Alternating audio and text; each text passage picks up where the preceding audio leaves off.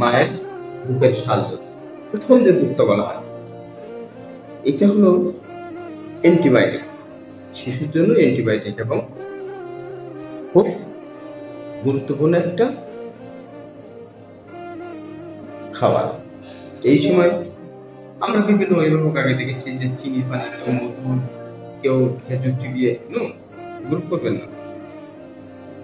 শিশুকে শুধুমাত্র তার মায়ের বুকের দুধ ছাড়া তাকে কিছুই দিবেন না। ১ থেকে ৬ মাস পর্যন্ত। আসলে এই বুকের দুধ খাইলে মায়ের কি উপকারিতা হয়? আপনি আপনার শিশুকে যত মায়ের দুধ খাওয়াবেন, মায়ের তত বেশি উপকার হবে।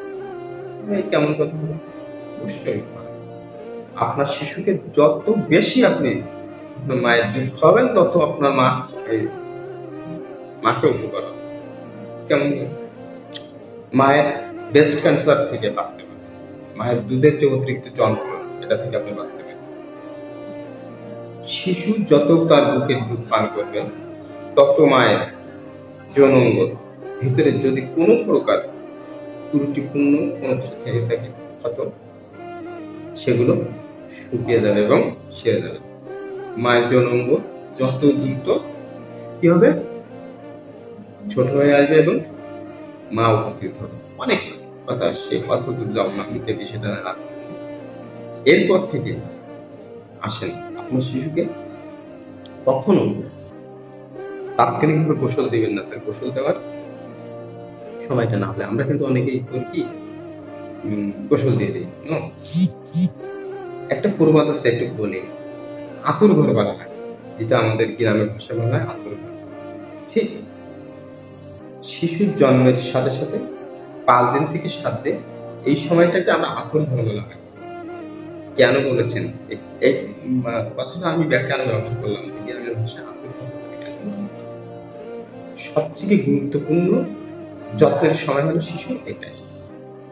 এই সময় আপনার শিশুকে আপনি খেয়াল করবেন যে তার তাপমাত্রা যেন বেশি কমে না যায়, তার তাপমাত্রা যেন বেশি বেড়ে না যায়, তাকে যেন বেশি ঠান্ডা না লাগে, তাকে যেন বেশি গরম না লাগে। ঠিক এই সময়তে এত সুন্দর খেয়াল রাখবেন। শিশু যখনই প্রস্রাব করবে, তখনই তাকে কি করতে হবে? তার কাপড়টা পরিবর্তন করতে হবে। শিশু যদি মলত্যাগ করে, এই ক্ষেত্রে আমরা অনেকে কি করি? পানি দিয়ে ধোয়াই।